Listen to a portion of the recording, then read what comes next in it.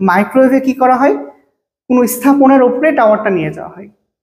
কোন স্থাপনার উপরে কেন টাওয়ারটা নিয়ে যাব আমরা, একটু ভাবি বিষয়টা, একটু ভেবে বোঝার চেষ্টা মানে বলার চেষ্টা করি। কারণ মাইক্রোওয়েভের বৈশিষ্ট্য সে দীর্ঘ দূরত্ব অতিক্রম করতে পারে না, মানে সে বেশি দূর যাইতে পারে না। যেমন আমরা মোবাইল কমিউনিকেশনের ক্ষেত্রে আমরা দেখি যে ধরো কোনো একটি এলাকায়, ধরো ঢাকা শহর বা রাজশাহী শহরের ধরো দুইটা অংশ আছে, ধরো ফর এক্সাম্পল একটি শহরের একটি থানার মধ্যে 8-10টি টাওয়ার আছে। কারণ কি, একটি টাওয়ার ঠিক যতটুকু সিগন্যাল কাভার দিতে পারে, মানে যতটুকু এরিয়া কাভার দিতে পারে, মানে মোবাইল কমিউনিকেশনের ক্ষেত্রে সেই অংশটুকুকে বলা হয় হেক্সাগোনাল সেল। আই রিপিট, আমি সেই অংশটুকুকে কি বলবো, হেক্সাগোনাল সেল।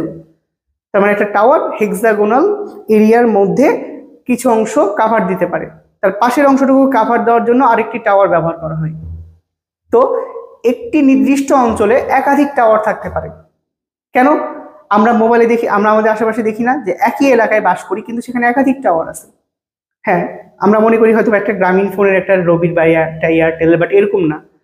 মূলত একটি টাওয়ারে একাধিক টেলিকমিউনিকেশন কোম্পানি টাওয়ার স্থাপন করতে পারে, মানে ট্রান্সমিটার এবং ট্রান্সরিসিভার স্থাপন করতে পারে। ট্রান্সমিটার কোনগুলো, যেগুলো লম্বা পোল আকারে থাকে সেগুলো ট্রান্সমিটার, এবং যেগুলো গোল ডিস্কের মতন থাকে সেগুলোকে ট্রান্স রিসিভার বলা হয়।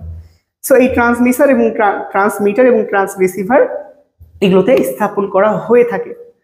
কেন এটা, এবং ঘন ঘন টাওয়ারগুলো কেন থাকে, কারণ সে দীর্ঘ দূরত্ব অতিক্রম করতে পারে না, এবং তাকে উঁচুতে স্থাপন করা হয় কারণ এর মাঝে যদি কোনো প্রতিবন্ধকতা চলে আসে, কোনো বিল্ডিং বা গাছপালা, হ্যাঁ, বা কোনো বৈদ্যুতিক মানে অংশ, তাহলে সে